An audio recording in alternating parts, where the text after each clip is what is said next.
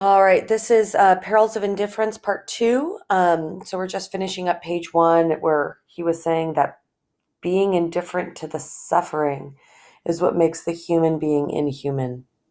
And that made me think of chapter one, and specifically the Jews of Siget, right? They're still Jews. They still had the same fate, you know.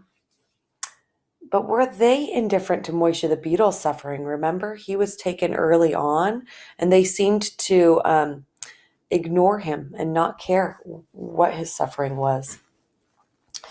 Indifference elicits no response, right? Which makes it actually easy to ignore.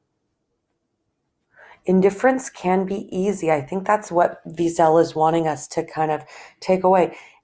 Indifference is not a response. So it's not a response, but it's easy to give no response because it's easy to ignore.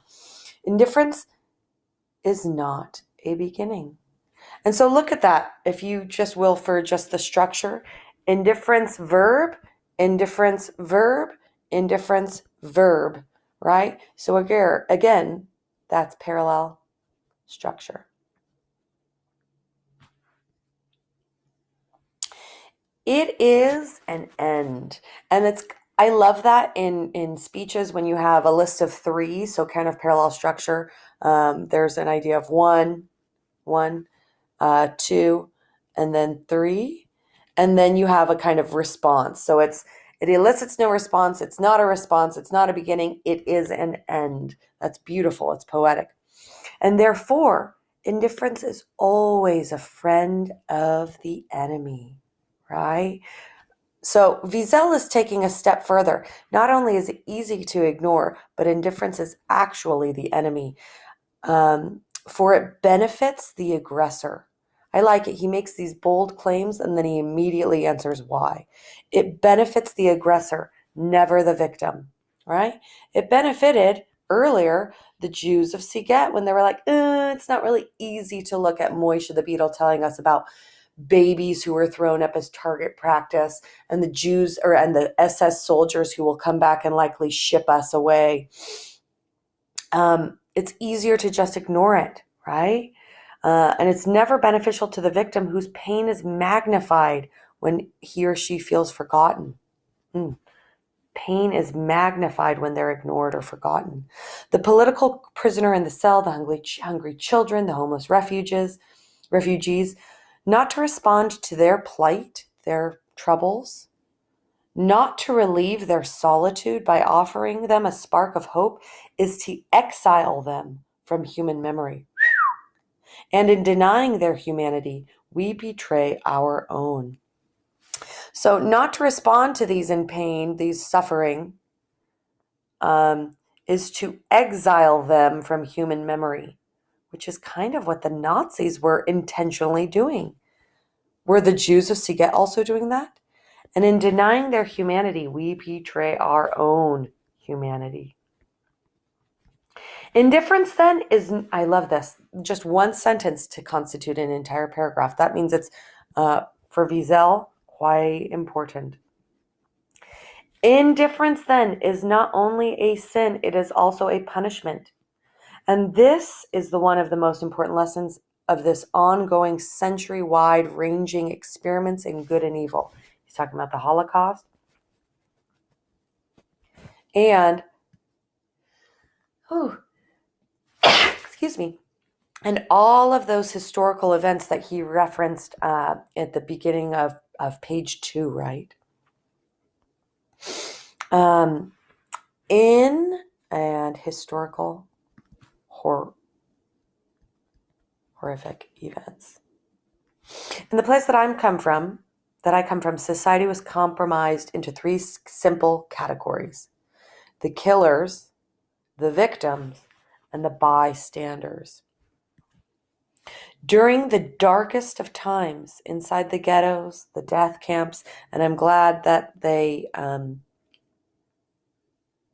mentioned that they were commemorating that event. And so Wiesel is saying we felt abandoned and forgotten, meaning the victims felt this way. But I want us to kind of look at that idea of the bystanders, right? So right here, when we're talking about Auschwitz and Treblinka, they're talking about the killers and the victims. But I want to know about the bystanders. So that's taking place in paragraph 15. And now we learned, we discovered that the Pentagon knew. The State Department knew. What did they know? He's actually doing a nice kind of cliffhanger. Wiesel is making us wonder, what did they know? And the illustrious occupant of the White House then, who was the great leader, FDR, knew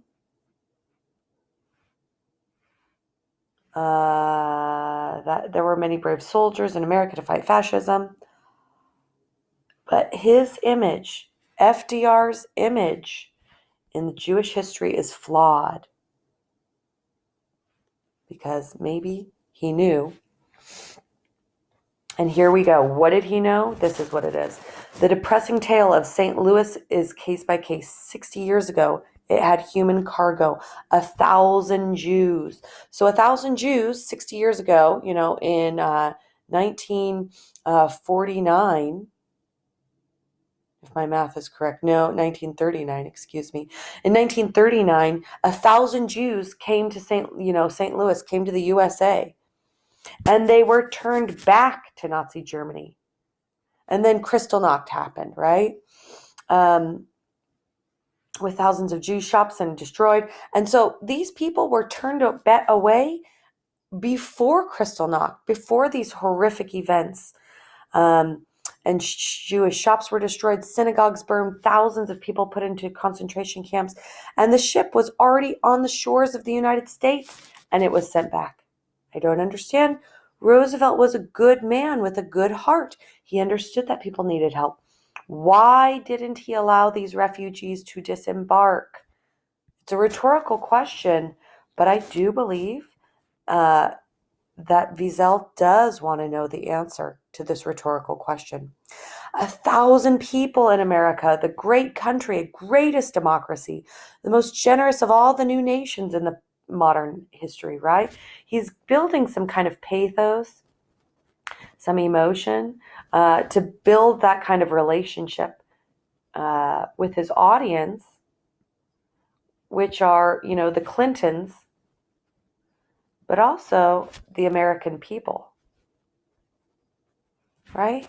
To make us feel good, we're a great nation, etc. But why did we turn away these people? Why was there indifference at the highest level, right? From FDR to the suffering of the victims.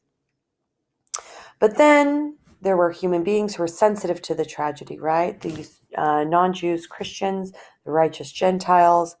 And so they helped, right? And then, of course, the joint decision of the United States and NATO, the intervention of Kosovo. The world was not so silent now, but there's been some time. This time we do respond. This time we intervene. Does it mean that we've learned from the past? Does it mean that society has changed, right? Has the human being become less indifferent and more human? I don't know. Have we really learned from these experiences? So Wiesel is asking another kind of series of rhetorical questions to kind of ask, what have we learned in the 20th century? Because there have been such violent and historical horrors. But what have we learned, right? Is today's justification in Kosovo a lasting warning that there will never be deportation or terrorization of children? Will this discourage other leaders in lands to do the same? What about the children? We see them on TV, we read them in papers, and we do so with a broken heart. Their fate is always the most tragic, right? Building pathos. It's always harder to see a child suffering than an adult suffering. It simply is, because we see child as youth, and we kind of put our own hope in those children. When adults wage war, children perish, children die. we see their faces, their eyes? Do we hear their pleas? Do we feel their pain, their agony? Every minute one of them dies from disease, violence, famine. So many of them could be saved.